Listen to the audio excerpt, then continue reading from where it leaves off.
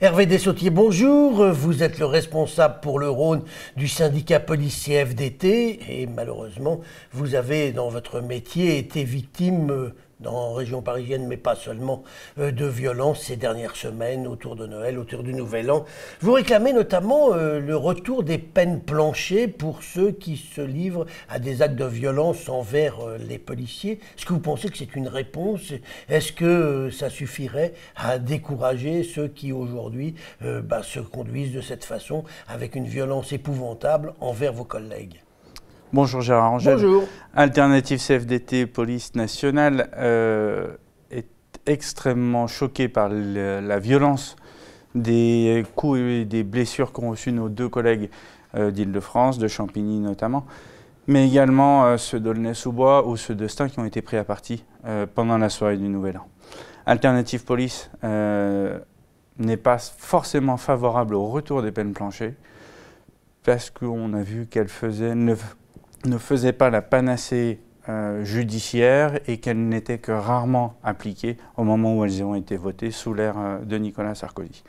Alternative CFDT propose plutôt que le gouvernement, que le ministre de la Justice et éventuellement Gérard Collomb puissent être reçus par des syndicats de magistrats et puissent leur faire passer l'importance que revêt pour les policiers le fait d'imposer des peines de prison ferme et sans attendre une moindre récidive ou une réitération des faits, même mineurs, pour les personnels qui s'en prendraient au service de police ou de gendarmerie. Oui, Hervé Dessautiers, le problème en France, c'est souvent les magistrats sont beaucoup plus coulants, beaucoup moins sévères vis-à-vis des auteurs de ces violences que ne l'est l'opinion publique. Alors, certains magistrats, effectivement, ne vont pas au quantum des peines prévues pour les agresseurs de policiers, gendarmes ou douaniers.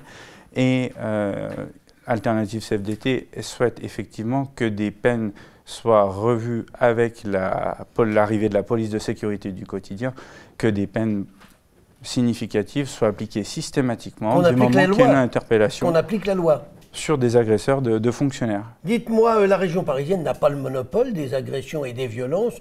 Dans notre région aussi, il y a malheureusement souvent des policiers qui sont victimes de violences, qui sont parfois blessés, qui se retrouvent à l'hôpital. Quel est le bilan que vous dressez de ces derniers mois dans la région?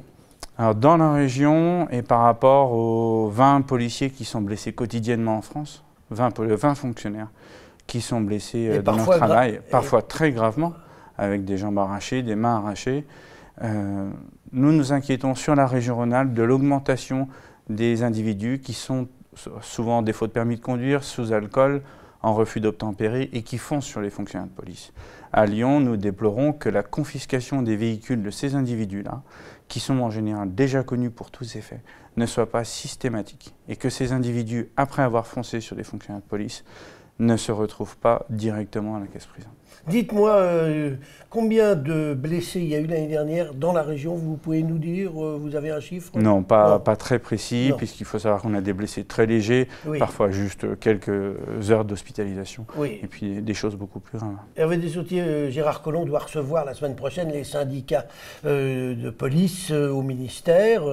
Est-ce que vous attendez quelque chose de cette réunion? Alors, Alternative Police a participé à l'ensemble des réunions concernant la police de sécurité du quotidien, se félicite qu'on ait un ministre qui soit favorable à ces policiers et continuera. Vous êtes soutenu par le ministre de l'Intérieur? On est soutenu par le ministre de l'Intérieur qui nous l'a fait savoir, par le président de la République également et par une partie du reste du corps ministériel. Donc vous êtes plutôt de ce côté-là plus optimiste que vous avez pu l'être par le passé? Sur la dernière mandature, tout à fait. Voilà, dites-moi, avant de nous quitter, Hervé Dessautiers, face à cette violence, quel est le risque de voir des policiers finalement découragés et quitter la police? Alors, le risque de voir des policiers quitter l'institution est important. De nombreux fonctionnaires quittent la police nationale ou la gendarmerie ou les douanes pour se retourner vers des carrières du privé. Et actuellement, c'est un risque, entre guillemets, pour l'institution, mais qui est compensé par la qualité de la formation des écoles de police françaises, qui font partie des meilleures du monde. Bon, donc là-dessus, pas encore de problème. Espérons qu'on trouvera des solutions pour éviter ces violences qui sont insupportables. Hervé Dessautiers, je vous remercie. Merci Gérard Angel.